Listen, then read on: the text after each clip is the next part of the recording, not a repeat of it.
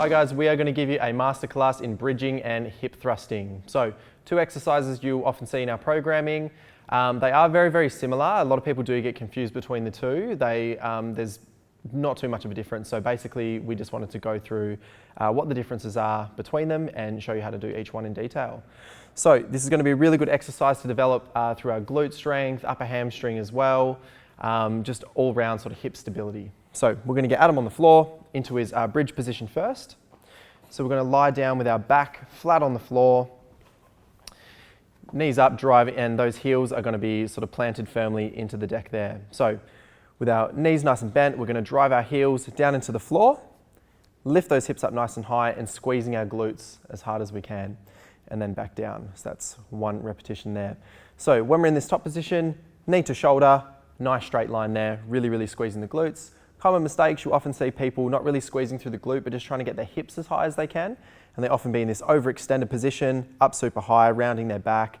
You'll feel it in your lower back more than anything. We want to avoid that. So think about more trying to squeeze your glutes as tight as you can, rather than getting your hips up as high as you can. That's pretty much it with the bridge there.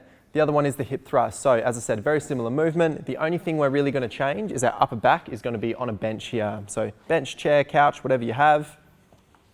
And Adam's going to jump up. He's going to rest his upper back. So sort of like the bottom of his shoulder blades is going to rest on the corner of the bench. And from here, it's the exact same movement. So driving the heels into the deck, lifting the hips up high, and we're squeezing the glutes.